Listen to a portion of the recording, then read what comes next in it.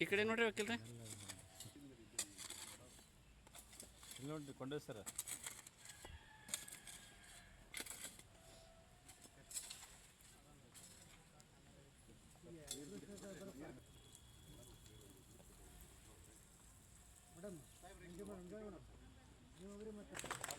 Madam ಇಲ್ಲಿ ಮಾಡಿದ್ವಿ.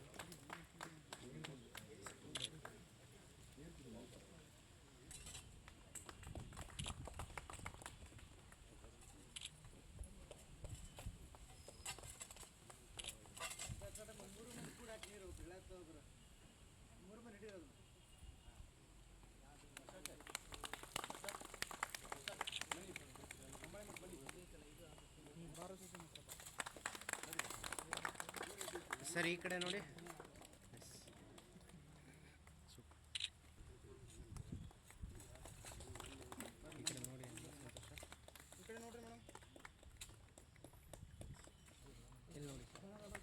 ನಾಗಬಣ್ಣ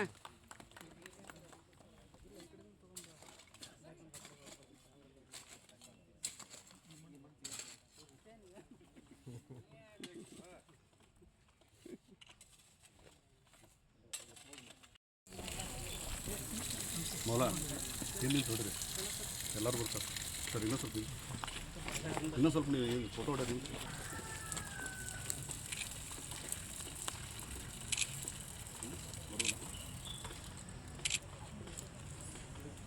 ವಕೀಲರ ಸಮೂಹದಲ್ಲಿ ಹಾಗೂ ಪೋಸ್ಟ್ ಅಪ್ಪೋ ಹಾಗೂ ಫಾರೆಸ್ಟ್ ಡಿಪಾರ್ಟ್ಮೆಂಟ್ ಇಂದ ಪರಿಸರ ದಿನಾಚರಣೆಯನ್ನು ಈ ಸಮಾಜಕ್ಕೆ ಒಬ್ಬ ಮನುಷ್ಯ ಜೀವಿಗೆ ಮಕ್ಕಳು ಎಷ್ಟು ಕಾರಣನೋ ಅದೇ ರೀತಿಯೇ ಎಷ್ಟು ಮುಖ್ಯನೋ ಅಷ್ಟೇ ಈ ಭೂಮಿಗೆ ಮಕ್ಕಳಂತೆ ಇರುವಂಥ ಸಸ್ಯ ಸಂಪತ್ತೇ ಭಾಳ ಇಂಪಾರ್ಟೆಂಟ್. ಸಸ್ಯ ಸಂಪತ್ತಿನಿಂದ ಅಂತರ್ಜಲದ ಮಟ್ಟ ಹೆಚ್ಚಾಗ್ತದೆ. ಅದರ ಜೊತೆಗೆ ಮನುಷ್ಯನಿಗೆ ಬೇಕಾದಂಥ ಆಮ್ಲಜನಕದ ಶಕ್ತಿ, ನಮಗೆ ಉಸಿರಾಟಕ್ಕೆ ಬೇಕಾದಂಥ ಆಮ್ಲಜನಕ ದೊರಕುವಲ್ಲಿ ಗಿಡದ ಸಹಾಯ ಭಾಳ ಇಂಪಾರ್ಟೆಂಟು. ಆ ಕಾರಣದಿಂದ ನಾವು ಇತ್ತಿತ್ತಲಾಗಿ ಈ ಭೂಮಿ ಮೇಲೆ ಫಾರೆಸ್ಟೇ ಅನ್ನೋದೇ ಸರ್ವನಾಶ ಆಗ್ತಾಯಿದೆ. 75% ನೀರಿದ್ದು 25% ಭೂಮಿ ಇದ್ದಲ್ಲಿಯೂ ಕೂಡ ಈಗ 25% ಭೂಮಿಯಲ್ಲಿರುವ ಸಸ್ಯ ಸಂಪತ್ತನ್ನು ಉಳಿಸ್ಕೊಳ್ಳಿಕ್ಕಾಗಿ ನಮ್ಮಲ್ಲಿ ಈಗ ಆಗ್ತಾಯಿಲ್ಲ. ಯಾಕಂದರೆ ಇವತ್ತಿನ ಈ ಕಾಂಕ್ರೀಟ್ ಜಗತ್ತಿನಲ್ಲಿ ಕಾಂಕ್ರೀಟಿನ ಮನೆ, ರೆಸಾರ್ಟ್ಸು ಇವೆಲ್ಲ ವಿಚಾರಗಳಲ್ಲಿ ನೋಡಲಾಗಿ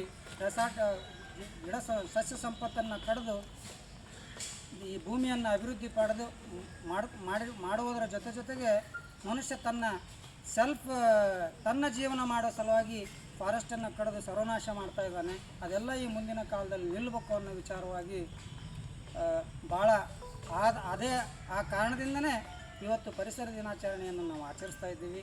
ಆ ಕಾರಣದಿಂದ ಮುಂದಿನ ದಿನಮಾನಗಳಲ್ಲಿ ಎಲ್ಲ ಸಮುದಾಯವೂ ಕೂಡ, ಎಲ್ಲ ಸರ್ಕಾರಿ ಆಫೀಸರು ಕೂಡ, ಪ್ರತಿಯೊಬ್ಬ ವ್ಯಕ್ತಿಯೂ ಕೂಡ ಒಬ್ಬ ವ್ಯಕ್ತಿ ಒಂದು ಸಸಿಯನ್ನು ನಟ್ಟಲ್ಲಿಯೂ ಕೂಡ ಭಾಳ ಹೆಲ್ಪ್ ಆಗೋಂಥ ನೇಚರ್ ಇದೆ. ಆ ಕಾರಣದಿಂದ ಒಂದು ವೇಳೆ ಸಸ್ಯ ಸಂಪತ್ತು ಇಲ್ಲ ಅನ್ನೋದಾದರೆ ಇವತ್ತಿನ ಬರಗಾಲದ ಪರಿಸ್ಥಿತಿ, ನೀರಿಲ್ಲದಂಥ ಪರಿಸ್ಥಿತಿ, ಇವೆಲ್ಲವೂ ಕೂಡ ಎಲ್ಲಿ ಕಾಡಿದೆಯೋ ಅಲ್ಲಿ ಮಳೆ ಸಂಪೂರ್ಣವಾಗಿದೆ. ಎಕ್ಸಾಂಪಲ್ ನೋಡಲಾಗಿ ಪಶ್ಚಿಮ ಘಟ್ಟದಲ್ಲಿ ಮಳೆಗೆ ಯಾವುದೇ ರೀತಿಯ ತೊಂದರೆಗಳಿಲ್ಲ. ಉತ್ತರ ಕರ್ನಾಟಕಕ್ಕೆ ಹೋದಾಗೆ ಮಳೆಯ ಕೊರತೆಗಳೇ ಕಾಣಿಸ್ತಾ ಇದ್ದಾವೆ. ಇವೆಲ್ಲ ಕಾರಣಗಳಿಂದ ಆ ಸಸ್ಯ ಸಂಪತ್ತು ಎಲ್ಲಿರುತ್ತೋ ಅಲ್ಲಿ ನೀರಿಗೆ ಯಾವುದೇ ರೀತಿಯ ತೊಂದರೆ ಇರೋದಿಲ್ಲ ಅನ್ನೋ ವಿಚಾರವನ್ನು ವ್ಯಕ್ತಪಡಿಸ್ತಾ ನನಗೆ ಮಾತಾಡಲಿಕ್ಕೆ ಅನುವು ಮಾಡಿಕೊಟ್ಟಂಥ ಎಲ್ಲರಿಗೂ ಧನ್ಯವಾದಗಳನ್ನು ತಿಳಿಸಿ ನಾನು ಎರಡು ಮಾತುಗಳನ್ನು ಸ್ಥಳೀಯ ವಕೀಲರ ಸಂಘದ ಸೋದರ ಸೋದರಿಯರು ಮತ್ತು ಅರಣ್ಯ ಇಲಾಖೆಯ ಎಲ್ಲ ಅಧಿಕಾರಿಗಳಿಗೆ ನನ್ನ ನಮಸ್ಕಾರಗಳು. ಇವತ್ತು ನಾವು ಸಾಂಕೇತಿಕವಾಗಿ ಮತ್ತು ಶಿಷ್ಟಾಚಾರವಾಗಿ ಪರಿಸರ ದಿನಾಚರಣೆಯನ್ನು ಆಚರಿಸ್ತಾ ಇದ್ದೀವಿ. ಇದಕ್ಕೆ ಪ್ರಾರಂಭ ಇರಬೇಕಾದ್ರೆ ಕೊನೆ ಇರಬಾರ್ದು. ಗಾಳಿ ಎಲ್ಲ ಕಡೆಯೂ ಇದೆ. ಅದಕ್ಕೆ ನಾವು ಪ್ರಾಣಿ ಕಳೆದು ಬಂದಾಗ ಅದ್ರದ್ದು ಭಾವನೆ ಅನುಕೂಲ ಆಗ್ತದೆ. ಅದೇ ಗಾಳಿ ಮತ್ತು ಎಲ್ಲ ಕಡೆ ಇದೆ. ಅದಕ್ಕೆ ನಾವು ಈ ದಿನವನ್ನು ಇದು ಪ್ರಾರಂಭ ಹಂತದಿಂದ ನಾವು ಇದನ್ನು ಆಚರಿಸಬೇಕು. ಯಾಕಪ್ಪ ಅಂದರೆ ನಾವೆಲ್ಲ ಬದುಕಿದ್ದೀವಿ. ಈಗ ನೆಕ್ಸ್ಟ್ ನಮ್ಮ ಮಕ್ಕಳು ನಮ್ಮ ಮೊಮ್ಮಕ್ಕಳು ಬದುಕಬೇಕು. ಅದರ ಪ್ಲಾಸ್ಟಿಕ್ಕು, ಗಲೀಜು, ವಿಷಯುಕ್ತ ಗಾಳಿನಲ್ಲಿ ಬದುಕಬೇಕಾ? ಅದಕ್ಕೆ ಕೊಡುಗೆ ಕೊಡೋರು ಯಾರು? ನಿಮ್ಮಂಥವ್ರೆ. ನಾವು ಅಷ್ಟೇ ಬದುಕಿದ್ದೀವಿ ಸಾಕಪ್ಪ ಅಂತ ಆಗಲ್ಲ. ಯಾಕಪ್ಪ ಅಂದ್ರೆ ಇದು ಪರಿಸರ ನಂದು ಅಥವಾ ನಿಮ್ಮದಾಗಲಿ ಇದೊಂದು ಸ್ವಂತ ಆಸ್ತಿ ಅಲ್ಲ ಅದು.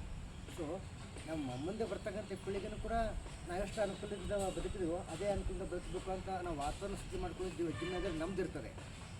ಈಗ ನಾನು ಪ್ರತಿಯೊಂದು ಮನೆಗೆ ಒಂದೊಂದು 2 ವೀಲರ್ ಇದೆ, ಆದರೆ ಬಹುಶಃ ಒಂದು ಮನೆ ಒಂದು ಗಿಡ ಇಲ್ಲ ಅಂತ ಅನ್ಕೋತೀನಿ. ಬಾಡಿಗೆ ಮನೆಯೇ ಇರಲಿ, ನೀವೊಂದು ಗಿಡ ಹಚ್ಚಿ, ನೀವು ಮನೆ ಬಿಟ್ಟಿರ್ಬೇಕಾದ್ರೆ ಮಾಲಕ್ ನಿಮ್ಗೆ ಕೊಂಡಾಡ್ತಾನೆ, ನಮ್ಮ ಹಳೆಯ ಬಾಡಿಗೆದಾರ ಹಚ್ಚಿದ್ರಪ್ಪ ಚೆನ್ನಾಗಿ ಬೆಳೆದಪ್ಪ ಅಂತ. ಅದಕ್ಕೆ ಮನೆಗೊಂದು ಗಿಡ ಮಾಡಿದ್ರೆ ನಿಮ್ಮ ನಾಡೇ ಕಾಡಾಗ್ತದೆ. ಯಾಕಪ್ಪ ಅಂದ್ರೆ ಗಿಡ ಕಡಿದು ತುಂಬ ಈಜಿ, ತುಂಬ ಕಷ್ಟ ಕೆಲಸ ಇಲ್ಲ. ಆದರೆ ಅದನ್ನ ಗಿಡ ನೆಟ್ಟು ಅದನ್ನು ಬೆಳೆಸಬೇಕಾದ್ರೆ ಕಷ್ಟ ಕೆಲಸ. ನಾವು ಕಷ್ಟ ಯಾರಿಗೂ ಬೇಡ ಇದೆ ಈಗ. ಆದರೆ ನಾವು ಇದು ಕಷ್ಟ ಹೊಡ್ರೆ ಮಾತ್ರ ನಮ್ಮ ಮೊಮ್ಮಕ್ಕಳು ಮುಂದಿನ ಪೀಳಿಗೆಯವರು ಬದುಕ್ತಾರೆ ಅಂತ ನಂದು ಒಂದು ವೈಯಕ್ತಿಕ ಅದು ಇದು. ಮತ್ತು ಬಹುಶಃ ಅದಕ್ಕೆ ಯಾರೂ ಡಿನೈ ಮಾಡೋಂಗಿಲ್ಲ. ಅದಕ್ಕೆ ಪರಿಸರ ದಿನಾಚರಣೆ ಬರೀ ಕೇವಲ ಸಾಂಕೇತಿಕವಾಗಿ ಶಿಷ್ಟಾಚಾರ ಪ್ರೋಟೋಕಾಲ್ ಆಗಿರಬಾರ್ದು. ದಿನಾಲು ನಾವು ಅನುಕೂಲ ಸಿಕ್ಕಾಗ ಒಂದು ಗಿಡ ನೋಡೋಣ, ಅಥವಾ ನೆಟ್ ಗಿಡನೂ ಅದಕ್ಕೆ ನೀರು ಅಂಶದ ಬೆಳೆಸುವಂಥ ಪ್ರಾಮಾಣಿಕ ಪ್ರಯತ್ನ ಮಾಡೋಣ. ಅದಕ್ಕೆ ಇದು ಇವತ್ತಿಗೆ ಪ್ರಾರಂಭ ಆಗಿದೆ, ಕೊನೆಯಂತೂ ಇರೋದಿಲ್ಲ. ಒಳ್ಳೆ ಕೆಲಸಕ್ಕೆ ಏನೂ ಟೈಮ್ ಏನು ಕೊನೆಯಂತೂ ಇರೋದಿಲ್ಲ. ಅದಕ್ಕೆ ಎಲ್ಲರೂ ಒಂದೊಂದು ಸಂಕಲ್ಪ ಮಾಡ್ಕೊಳ್ಳೋಣ. ಎಲ್ಲಿ ಗಿಡ ಕಾಣ್ತದೋ ಅಥವಾ ಬೆಳೆಸುವಂಥ ಪ್ರಯತ್ನ ಮಾಡೋಣ. ಎಲ್ಲಿ ಗಿಡ ಇರಲ್ವೋ ಅಲ್ಲಿ ಸ್ವಲ್ಪ ನಾವು ಒಬ್ಬರಿಗೆ ಆಗಲಿ ಯಾರೋ ಸಾಯಂದಾಗಲೂ ಗಿಡ ಹಚ್ಚಿ ಅದನ್ನು ಬೆಳೆಸೋ ಪ್ರಯತ್ನ ಮಾಡೋಣ. ಯಾಕಂದರೆ ಗಿಡ ಇದ್ದರೆ ನಮಗೆ ಸ್ವಲ್ಪ ಮುಂದೆ ಅನುಕೂಲ ಆಗ್ತದೆ. ಅದಕ್ಕೆ ನಾವು ಯಾವತ್ತಿಗೂ ಕೂಡ ಈ ಪರಿಸರ ನಮ್ಮ ದುರಾಸೆಗಳನ್ನು ಈಡೇರ್ಸೋಕ್ಕಾಗಲ್ಲ, ನಮ್ಮ ಆಸೆಗಳನ್ನು ಮಾತ್ರ ಈಡೇರಿಸ್ತದೆ. ಯಾವಾಗ ನಾವು ದುರಾಸೆ ಅಂತ ಅಂದ್ರಲ್ಲ, ಈಗ ಕಾಂಕ್ರೀಟ್ ನಾಡು, ರೆಸಾರ್ಟ್ ಎಲ್ಲ ಎವ್ರಿ ಒನ್ ಈಗ after the fast money, big money ಬೇಕಾಗಿದೆ ಅವ್ರಿಗೆ. ಆದರೆ ಪರಿಸರ ಬಗ್ಗೆ ಯಾರು ಸಂಕಲ್ಪ ಹುಡುಗರು ಕಡಿಮೆ ಇದ್ದಾರೆ. ಏನಾಗತ್ತಪ್ಪ, ತೊಗೊಳಪ್ಪ, ಮಾಡ್ತಾರಪ್ಪ, ಸರ್ಕಾರ ಮಾಡುತ್ತಪ್ಪ ಅಂತಂತಾರೆ. ನಾವು ಸರ್ಕಾರ ಟ್ಯಾಕ್ಸ್ ಕಟ್ತೀವಿ, ನೀರು ಕೊಡ್ತದೆ, ನಮಗೆ ಎಲ್ಲ ಕೊಡ್ತದೆ, ನಾವೇ ಇಲ್ಲ. ಸರ್ಕಾರ ಅದನ್ನು ತಯಾರು ಮಾಡ್ತದೆ ಇಲ್ಲ. ನಮ್ಮ ಮುಂದೆ ಸ್ವಲ್ಪ ಕೊಡುಗೆ ಬೇಕಾಗುತ್ತಿಲ್ಲ. ಈಗ ಸರ್ಕಾರ ಎಲ್ಲ ಕೊಡುತ್ತೆ, ನಮ್ಮನ್ನೇ ಕಸ ಹೊಡೋದಕ್ಕೂ ಸರ್ಕಾರ ಬರ್ತದ ಇಲ್ಲ.